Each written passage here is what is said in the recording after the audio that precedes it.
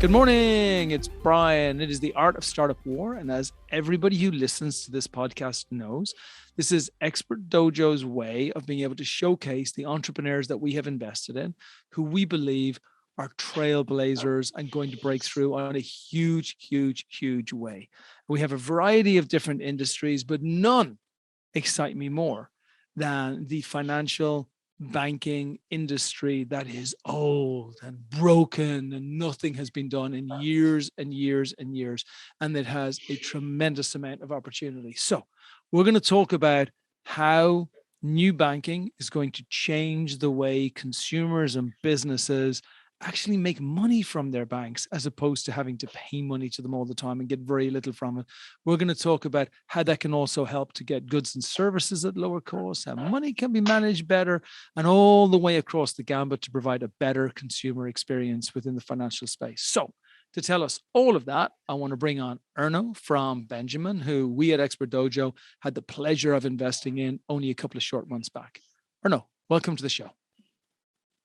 Thank you, Brian. Nice to be here. Wonderful. So today we're going to talk all about you. Folks that are listening to this show, they fit into two categories. The first one and most important one are investors and wannabe investors who want to invest money in the early stage startup space. And they're caught between this dichotomy, right?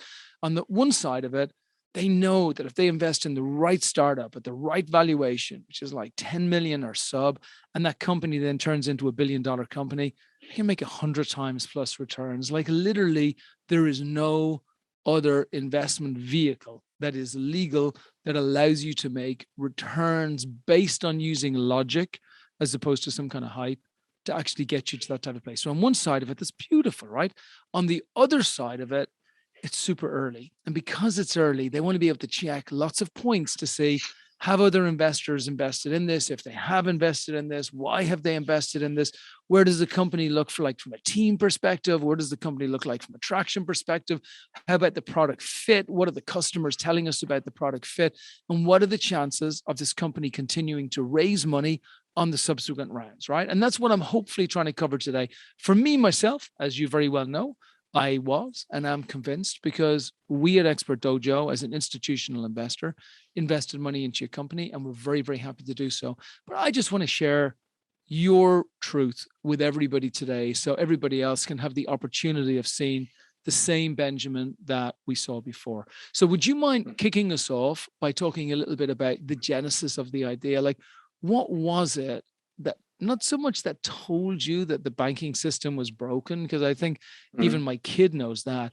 I think, what was it that made you realize that you could put a better one in place? Yeah, thanks, Brian. Definitely. So there's so my story is that I've been, I'm originally from Finland, and I've been in the US for the last 10 years, building rewards companies and cashback companies. And my last company was called Spend App, and we built quite a big, successful cashback product for American consumers. And we did early on. We did two things with banks. So one thing with banks, so that our product journey was a bit different than others, so that people could join by linking their bank account. So that was our first sort of entering into the banking world. And then later on, as we ran the product for 5 years, and the billions of dollars through the product of people's money, and we paid millions of dollars in cashback. And in the end, the last 2 years, I started to engage with the banking community and the banking industry. And the reason was that at a time, there were a little bit of cashback offers made available to bigger banks like Bank of America and Chase Bank, and that sort of intrigued me. And I started to talk to smaller banks, community banks, and ask them that, would you guys be interested in showing these cashback offers, which are funded by the merchants, in your banking apps? And our very first customer was a very small bank with 10,000 members out of Connecticut, Patriot Bank, and it was very interesting. So they started to bring on board their local merchant customers, car washes, restaurants, and we basically just gave them tools how they could do cashback offers, and people love cashback. Cashback really works. So this made me think that, okay, if a small bank with 10,000 members can do this, what about in a bigger scale? What if we became a bank, and we started to work with both sides, not the merchants and the consumers, and because of the technology shift in this industry, one can do a bank these days. So that's how I got into this situation, and we started to build this Benjamin company early on this year, and now we're building a bank for merchants and consumers. Fantastic. And look, first of all, there's precedence for more basic solutions. I love, I'm going to talk in a second about why I love so much where Erna's going with this. But if you think about what Brex did 6-7 years ago, they built a company which is worth $13.7 billion merely on the back of two principles. Number one, physical banking is kind of old and it's kind of boring and it's kind of useless, right? And that was really the first principle. There was nothing really more than that, other than digital banking is more fun and it's more young and it's more easy, right? Like if that's even a term. And then the second principle was, we're going to build in a few benefits to you so that you can get that. And we're also going to build in a really simple ability for you to be able to do your expense management. But that was really the principle of it. It was, let's move away from high street retail banks that you don't like, which I don't actually. It's an easy sell for me, which you don't trust, and which actually have been stealing from you for years, really. They just take our money, put it in their place, they make money from it, they give us nothing back. And every 7 or 8 years or so, when interest rates go up, maybe they give us 0.5%. But for the rest of the time, they steal our money on the sole principle that it's safer there than it is in our mattress, which is debatable as an additional subject, right? So and Resolute did it over in the UK and in Europe, and a few other folks did the same thing. So the principle and the trend of where it's going to has been happening for 4 or 5 years. What I really loved when you first came to us was your mentality that what they're doing is not enough, just moving exactly the same thing that was physical to an online platform. And it wasn't even fully physical. It was like, you take Bank of America, 50% physical, 50% digital, right? So to take something which is 50-50 to something which is 100-0, that on its own is not enough value considering what we can do these days. So I loved your approach of saying, we need to make sure that if a business is putting in $1,000, that we can find a way to get them $20, $50, heck, maybe even $100 on their money. And we do that because we're not looking at things in isolation. Everybody else is looking at things in isolation. It's not that there's never been a cashback before, but the cashback has never been tied into the central core of where your money is being held, so that you can decide how you spend your money, what returns and benefits and cashbacks you're getting on your money, so you can actually then make sure that you're measuring what the actual benefit that you can get from. And you can turn, as I said, I don't use exact numbers, but you can just imagine what the benefit is. So you had me at that, Ernie. You had me at, I'm an expert in this space. I've been doing this for so many years, I can't even remember. I know every cashback. I know every benefit. I know everyone who's going to give it, and I know what they want to give. And I know the ones consumers like, right? So I know both sides of this equation.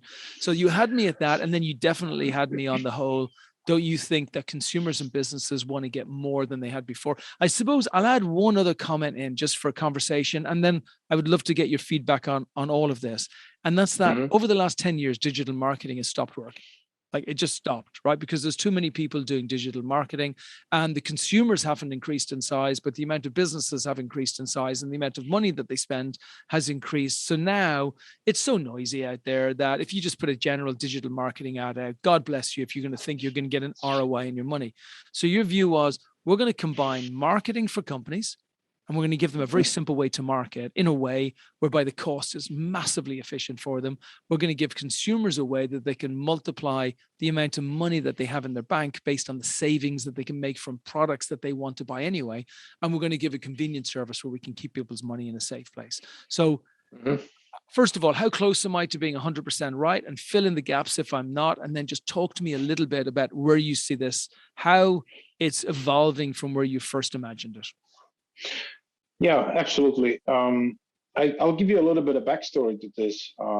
So I think it was around 2008, 2009. So I had been a merchant, I grew up in a merchant retail family. And I started to do these campaigns where I was giving gifts to people saying that, if you come to my store, if you do this, if you do that, I'll give you a physical gift, like a backpack or towel or something like that.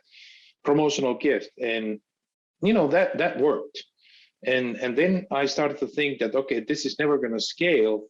So my very first startup was called Cascard, and I think I started in 2010, and Cascard concept was really all about giving power to the people first to say what they are thinking about buying next. So we gave them a portal where they could go and say, I'm thinking about buying new sneakers. And then I would connect these to the merchants who are selling sneakers, and I would use money as an incentive. So I would facilitate a user experience where merchants now get access to that. Okay, these folks are considering to buy sneakers. I can send them a message and say, now if you come to my store and buy these, I'll give you cash back. So this is how I started. And then I moved to US, and I did this in the US, and it scaled to massive, over a million merchants and so on. And all this time, when I started, Facebook was just getting going back in 2007, 2008, and I just kept. I was obsessed with the fact that these merchants are advertisers are spending their money on clicks and views, and it's not working. And I'll tell you another story. I just want to share this because this is so fascinating.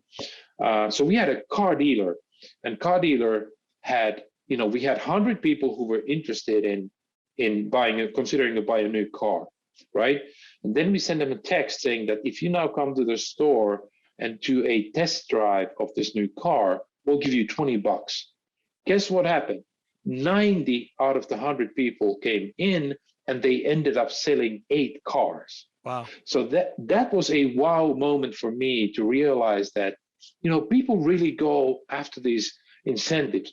So now I'm just doing this in a massive scale. So what I'm doing is, we call it the banking made for merchant rewards. What it means really is that the merchant is our customer. They join. First thing we give them is a free banking. Because nobody likes. Did you know that on average, merchants are paying $1,700 in their banking fees annually? So first thing we're gonna say, here's free banking, and here's the beauty. Now this is where it gets exciting. So the other thing we give them is that, okay, in this Benjamin platform, because of my 10 years in this industry, we have connected millions and millions and millions of consumers into this platform. So we have made deals with other banks and fintechs, like Credit Karmas of the world and Acorns and other banks. So there's a massive audience behind the scenes. And now let's say you own a shop, and whatever you're selling, whether it's a restaurant, whether it's a clothing store. So you join in Benjamin, you create your bank account, get Visa cards, everything. But then you have this platform where you can create a cashback campaign, reward campaign in minutes. You can say, okay, I want to target male, female, this age, at this area, whether it's offline or online. And boom, we're going to show you that, okay, there's 5 million folks we can send this offer to. And you can dictate how much cashback you're willing to give. Let's say you want to do a 5% cashback deal to first 1,000 people who come in and spend $100, and you cap it there. Then we're going to distribute this offer for free of cost to all of these millions of people, and then you only pay for the ones who come in and they swipe the card, and boom, 5% cashback. They are happy, you are happy, you're getting revenues. and zero risk, 100% performance based, and we're taking a piece of the action. That's how we make money. People love, merchants love it, consumers love it. This is what we're doing. We're changing how merchants are advertising, not paying for clicks, not for views, but actual revenue. God bless So you. You know what? yeah. I stopped listening after the fact that I'm paying $1,700 a month to those SOBs A year, for doing annually. and a year. I'm sorry, to those SOBs for doing nothing, nada, not a thing. Like they sit there, use, and not only that, they're taking it on the other end as well. Banking has been broken for so many years because it's such a collusive system, and everything that you say, it shows that what you care about is the organizations and the consumers to maximize their money, because this isn't it isn't a requirement for you to spend money for them to maximize the money they have with you. It requires you to care. That's what's so nice about this, is that actually everything is focused on you and your colleagues using your skills to be able to then make sure that the tools that are already available, like the brands want to give cash back. They are very happy to incentivize people to use their product. They just don't know how to do it, and there's no medium to be able to do it. So connecting all of those dots based on behavior, based on analytics, based on what people are telling you that they really want, and actually allowing folks to buy the things that they would buy anyway and manage to get a better price for them, to be able to get money back, to be able to make their money go further and add 5, 10, 15, 20% to how their money can stretch. This is so simple and so brilliant. Yeah, and we like to call it programmable money. And it's not only cashback, but you can do one-off deals. You can do even virtual punch cards. So basically, what we're doing is we're just turning the existing Visa, Mastercards, debit and credit cards into universal loyalty cards. So consumers don't want to get another loyalty card into their wallet. No. So why don't we just use the ones that they already have, right? And then, a lot of people ask me, when they first hear about the concept, that, okay, what's the deal with the banking? Why is banking in the middle of all this?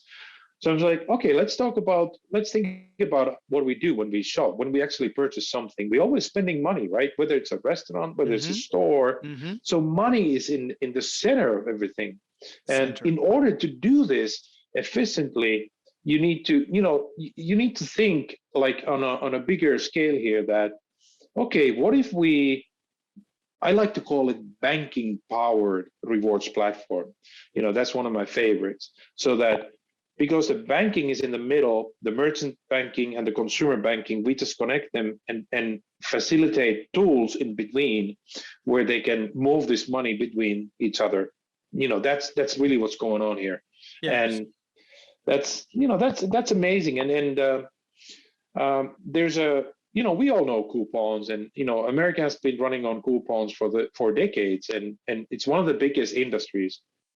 There's actually a really fascinating story. I was listening to this activist investor, Ackerman, who became a large owner in JCPenney, and they got a board seat and everything, and they brought in a new CEO from Apple, and with the Target background.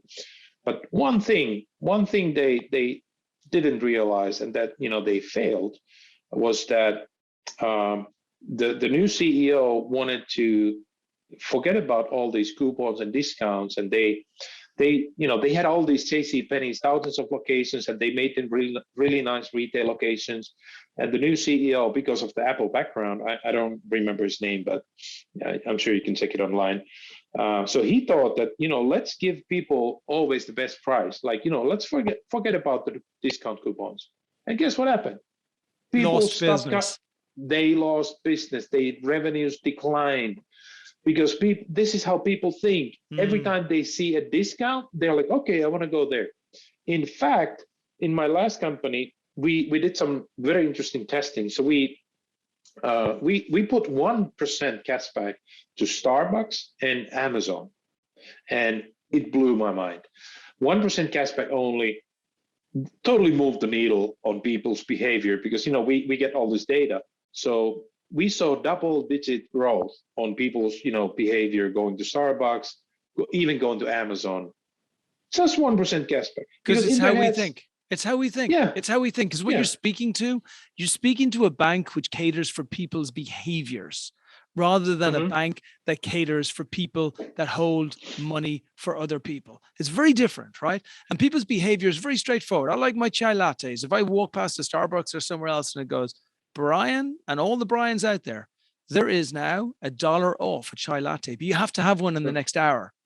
Or yeah, if I walk past the next Starbucks and the chai lattes are 475 rather than 525. Like if I just see 475 as the number by the chai latte, no discount, no anything else, just 475, hmm I'm not going to buy it because what the hell? I don't feel like a chai latte. But if I only have an hour to get 20% off that chai latte, I'm going to go in and get that. So you're catering to people's behavior. So look, the product, everybody gets it. It's an amazing hmm product. It speaks to today. It is timeless in that it will never go away in the future, but how you've tied it into the money that needs to be spent on everything and combined the entire spider's web with one hardcore center is huge. hmm Talk to me about the team.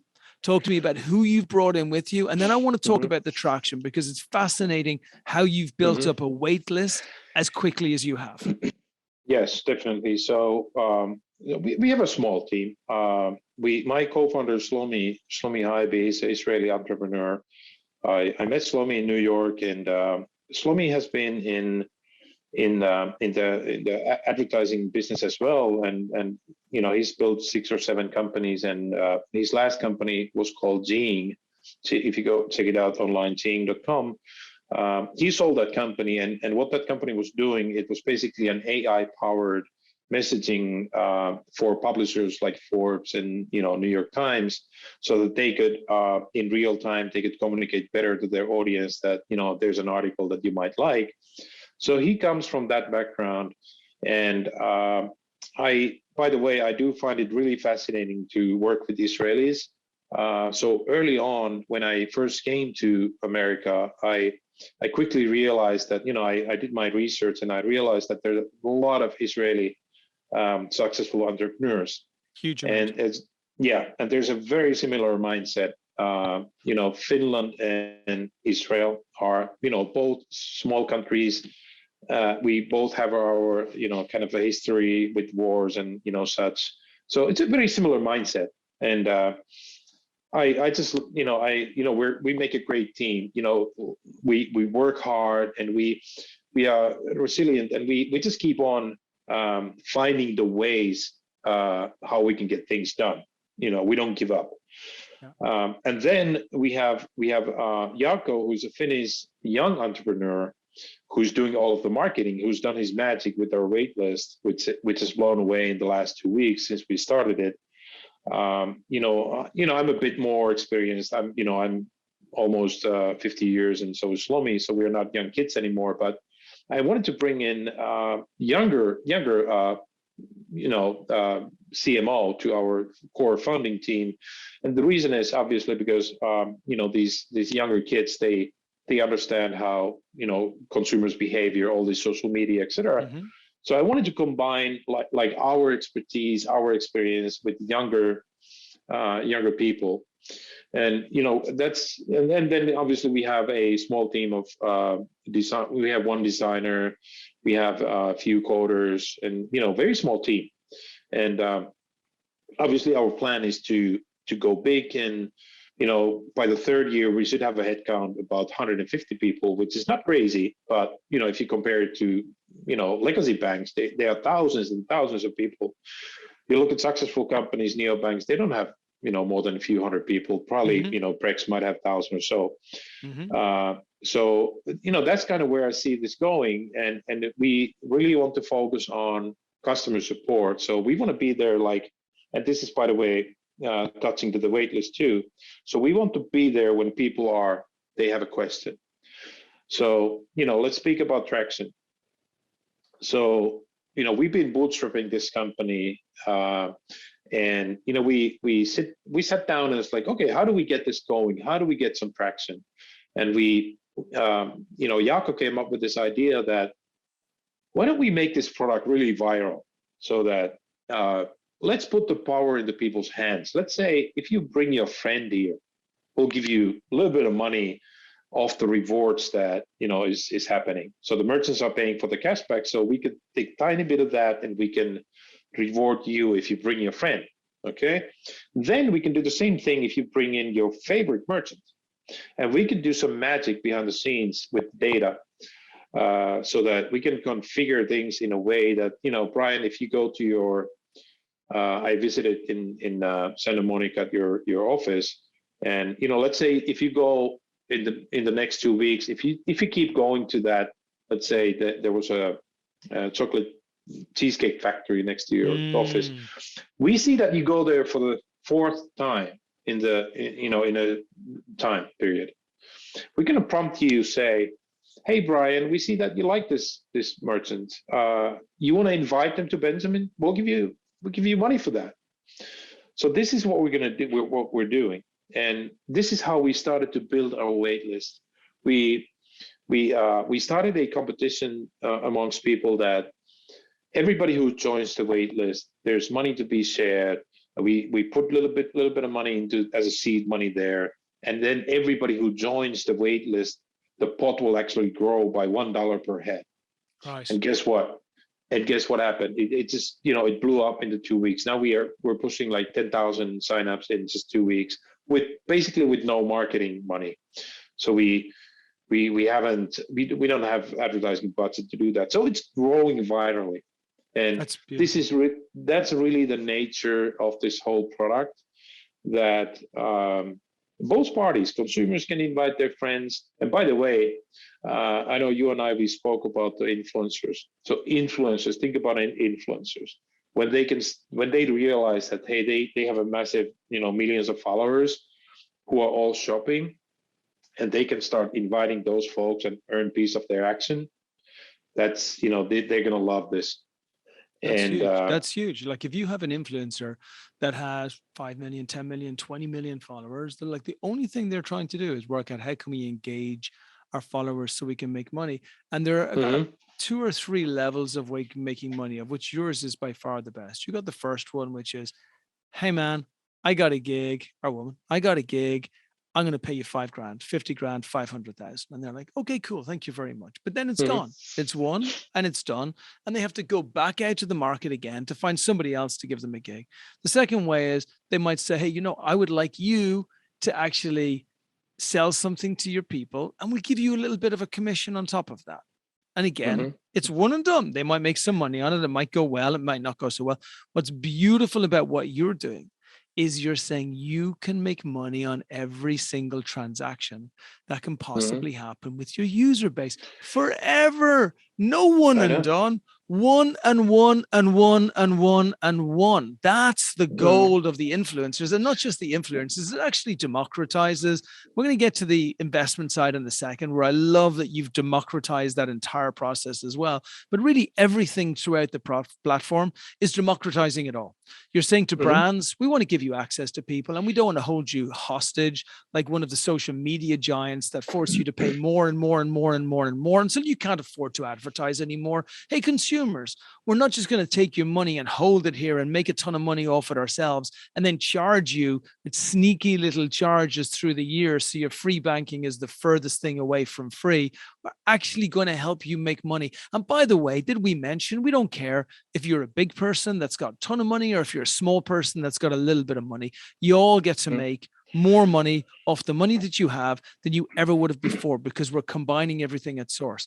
And I love that you've then taken that to the next, and then obviously, so the influencers is just a part of that, but I love that you've then taken it to the next level of saying, actually, we want to take it so far that the future owners of Benjamin are going to be that same crowd of people that we're democratizing to actually become a part of us. Like, it is just a beautiful, very pure circle of the way business should be transacted.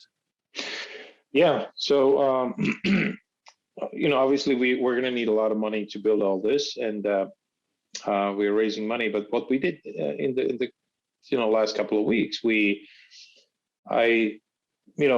I've raised money in the past, a lot of money, but I never actually looked into the community investments.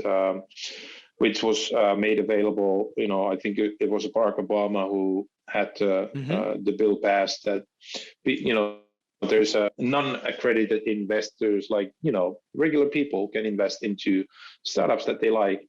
So I was introduced to actually one of the people that I met through Expert Dojo to WeFunder.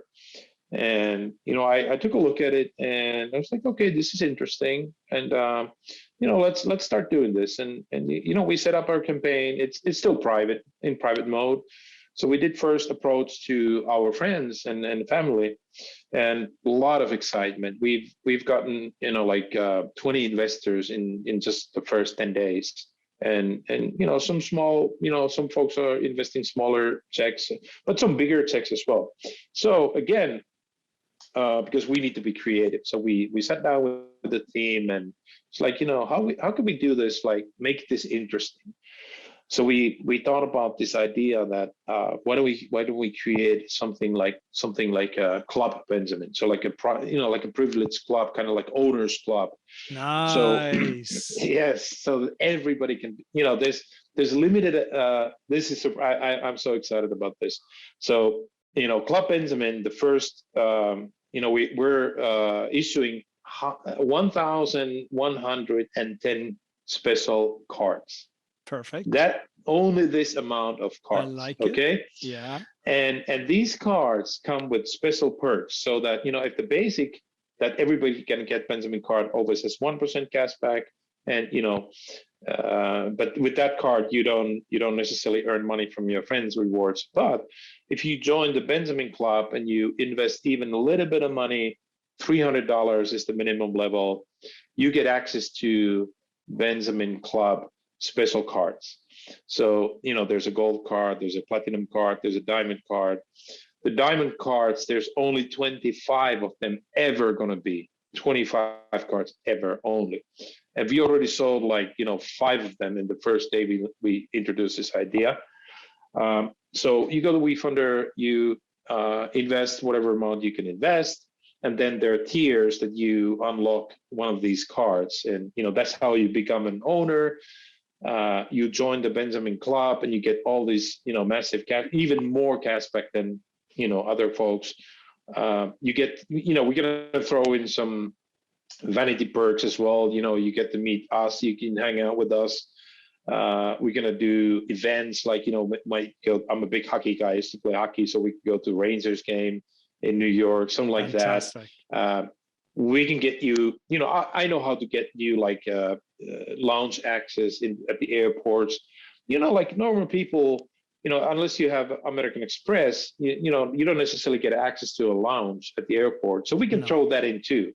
So not only cash rewards, but these type of rewards too. So this is what we're doing right now, and we're hitting the $100,000 marker, where we're going to shift it then to a public mode, and then we're going to raise more money in WeFunder. I think it's brilliant. I think it's brilliant. And look, Erno, I'm being too kind to banks. It's a rotten, filthy, contrived system, which is designed to keep regular people poor, not even poor people poor, regular people poor, and designed to have a very small minority be able to maintain very high monetary growth rates. Like that's the way the whole system has been put together. And you mentioned crowdfunding. I loved crowdfunding. I'm not a political person at all. I kind of equally dislike all of them. But what Barack Obama did with the Crowdfunding Act was one of the greatest things that was done in America to reverse an injustice that to me is on the level of slavery. It was so bad because you had an entire group of people that were not allowed to make any money ever. They were just allowed to go to public markets. They were not allowed to ever break free from the bondage of absolute abject poverty that they were pushing into. And it was based on one principle, which is, you don't have enough money to be smart enough to make a decision on where you invest your money. So you know what we're going to do? We're not going to let you. So I loved the fact that crowdfunding has been brought in. And actually, I think the fact that you're putting it on a crowdfunding platform is actually the only way that you can do this in a pure way. really. I know we Hmm. talked Hmm. about it and I liked it and I love it as a funding vehicle. I love crowdfunding so much. We've done, Expert Dojo have done crowdfunding on the Hmm. WeFunder platform because we love the idea of all of those people who have been disenfranchised before being the Hmm. first people to get an opportunity to have an investment, an ownership stake in Expert Dojo. And I think to create a bank which is truly, whether we call it for the people or for the brands, it's the same thing, Hmm. right? It's for Yeah. everybody. The ownership of that is only right that it starts with everybody. So I commend you. I did not push you down that path. I loved that path, but I commend Hmm. you for taking that path yourself and deciding that that was the way, the foundation that you wanted to Hmm. build underneath your company is having everybody Hmm. as your investor. Absolutely. And what I love about this also is that these people are, they like our product and that's why they join us. And so these people become the advocates. They can talk to their friends and say that, why don't you join Benjamin too? So it's a really, really great vehicle for that. And I've been actually blown away by. I had no expectations when I joined, this crowdfunding program, but I think I was with my wife. I think it was a Saturday, and when the first reservation came in, it was like, damn, somebody just sent us $10,000 through the crowdfunding. It was like, wow, people really do this stuff, and I was blown away. And also, it kind of goes both ways. I love your TED talk when you talk about that there's a limited group of people that get access to the best deals in America. So it goes both ways. I'm an immigrant. I come from Finland. I didn't go to Ivy League schools, so I don't have access to all these top VCs of the world. I just don't have the relationship. So that's one thing. So it goes that way for me too. But then also, as we discussed, regular people, they don't get access to these deals. So there's a lot of good stuff. And I looked at there was one other neobank, Mercury, who had raised. I think they raised millions and millions. I don't remember if it was like $5 million or even more Mm-hmm. through WeFunder. They actually raised so much money that they had to stop the campaign. It was so popular, and still they have raised money from accredited VCs. So Of there's a course. little bit of there's a little bit of stigma that if you go the crowdfunding path, then Not anymore. Not anymore. no, There was a yeah, stigma. Listen, there was a stigma previously because there was too many people on the cap table, so it was too hard. mm, WeFunder have been very smart. They put everybody now into just one, one. just one person. So actually, it's the opposite. Like it Mm, says to institutional investors, you will have customers. That's what it says because mm, your yeah. customers are so loyal that they're going to put money in the company. So, and I know I'm a pain in your ass on being viciously an addict to the WeFunded campaign because I also believe in it so much, and I believe the more Hmm. you tell these people about your dreams, your aspirations, the bank that you're going to build in the future, the more these people get a real opportunity to see the greatness that we saw when we invested. So here's how I want to finish. Firstly, and this is your piece at the end. So we want to Hmm. make sure that everybody has your email address so they can connect with you. And WeFunder, it's very easy to find you, right? It's going to be just WeFunder stroke Benjamin, but let them know where it's going to be and how they're going to find you. Hmm. But I imagine that's what it's going to be. But then I want to finish up with it's 10 years in the future. You're Hmm. looking back, somebody's interviewing you. You have taken the company to whatever it's going to become at that stage, and they're asking you, how did you build what you built? And what impact did it have on the world? It doesn't have to be an eloquent finish. I didn't mention this to you before, but I want you to think about kind of what it looks like. And especially for all those people who are putting money in on WeFunder and who are believing in you and the other folks who love Hmm. the idea of what you're building, I want to show them a bit of that forward back vision. So, but let's start Hmm. off with the email address for you, and then it will be just WeFunder. If they just search Benjamin on WeFunder, they'll find you. Okay, sure. So my email address is erno@benjamin1.com. So ERNO at Benjamin ONE Benjamin1.com. And the WeFunder page is wefunder.com/Benjamin Capital. That's the WeFunder pays. So now to the exciting part. So I do this. I think about this all the time. I'm an entrepreneur. I've been an entrepreneur all my life. So I'm always thinking about years of ahead of me. That where is this going to go in 10 years? And then I sort of start to come back from there. So I have a very clear vision in my head where this is going to go, and I could talk about hours how difficult and how many times I could have given up.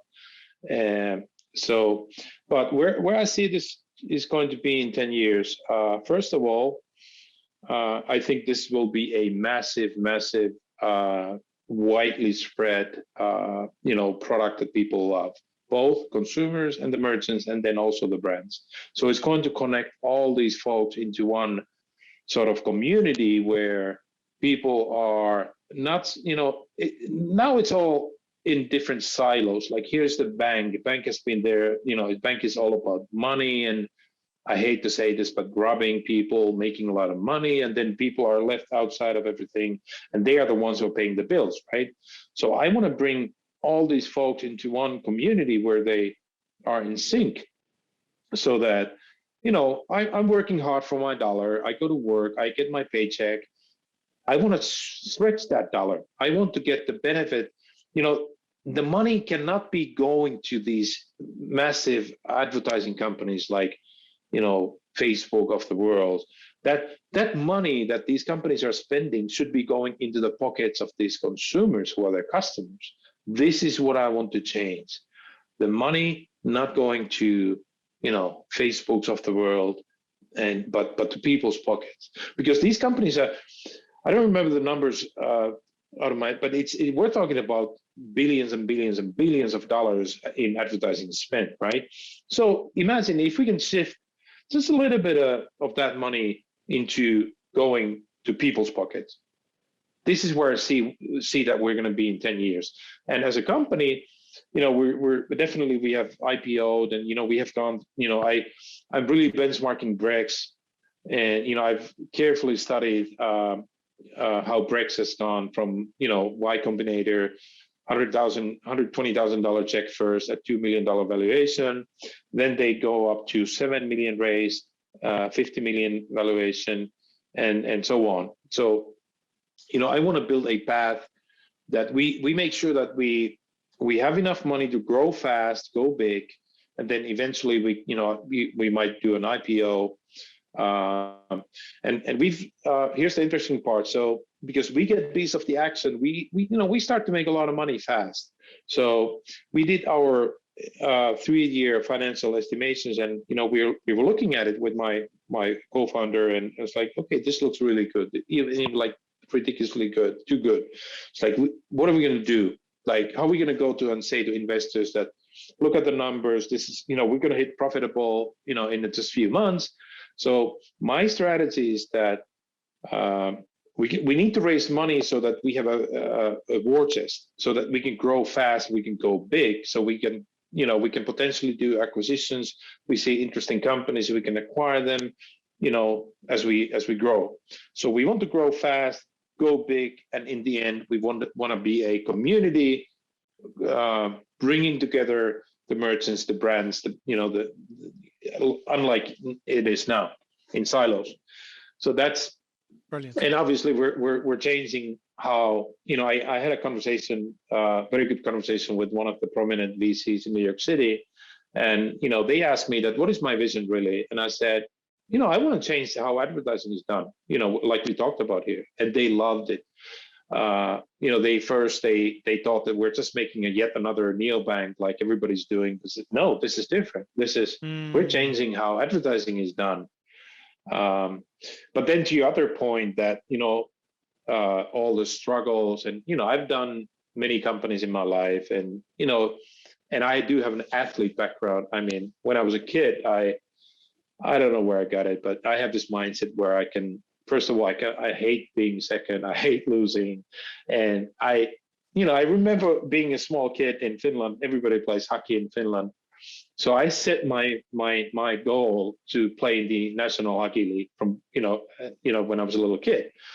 every other kids, they were thinking about, what if I can one day play in the top local team or the top Finnish national team? But same thing in business. So I always have this mindset that I want to go really big. I want to be, at the front line. And when you have that in your head, then you need to be resilient. You need to, work 24/7. And I've done that all my life, and I love it. It's a lifestyle. I don't consider it working. I'm just excited about these things. And there are good days and there are bad days, and we're hitting, like even with this company, there's been so many obstacles that, how do we get to sponsor bank, and how do we get the technology and this and that. I could have given up million times already. But if I have a bad day and it hits the fan, as they say, I go work out a little bit, go biking, go to the gym, and then the next day I'm gonna sit at my desk. You go back into battle. I go back into it. And listen, that's the difference between, in my world, Nadal, Djokovic, and Federer, and everybody else. You're either there or you going home. And I got to tell you, from my side of it, I couldn't be happier that we put an investment into you. Folks say they bet on the jockey. I think there's more to it than the jockey. But if you don't have an incredible spirit that's prepared to fight through the most impossible adversity in the world, it doesn't really matter, the product, the idea, everything else, they just all fall to the wayside. Every single thing that you've said to us as an investor that you are going to do, you have done multiplied by 5. And this campaign is going to be great for everybody. They should be all over it. And this will be the first of many things that we're going to be doing around the campaign. And then you're going to see us right beside Erna from now right to the very end. Last word to you, my friend. Well, I'm just excited about this. This is, and even, I follow a lot of news, and I'm looking at everybody's going nuts that, the market is in decline, and, we're going through tough times. But the way where the inflation is sky high. But here's what I think. I actually do think about this a lot. So if you look back to history, like great companies like Airbnb and Amazon, those companies have grown in tough times, right after the big bubble. So I see this as an opportunity, because what we're doing. I was walking around in New York City, and especially now after the pandemic, there's probably 30-40% less retail stores. There's a lot of closed shops there, and I was like, okay, what we're doing is we're really helping these guys. These guys need help, and if the market is now in decline, we gotta step in. And we gotta help them that, okay, there's a way how you can get customers without wasting your advertising dollars, the very few dollars that you have in your hand. And boom, at the same time, we're gonna grow. So we're gonna grow in these hard times. So this is, I go on to Twitter and everybody's like, okay, it's a bad market, it's this and that. It's a great market. Yeah. You're right. Yeah. It's a great market. Bring it on. Opportunity is there. And Benjamin One is right there, primed to do everything that you guys need to do over the next couple of years. Thank you, my friend. We begin. This is Batman Begins. This is right at the start. And everybody knows where to find you. If anybody, for any reason, just wants to ask anything about the company, always feel free to reach out to me at brian@expertdojo.com. But otherwise, you'll be seeing Benjamin One as soon as you go in and have a look on WeFunder. Okay. Thank you, buddy. Thank you.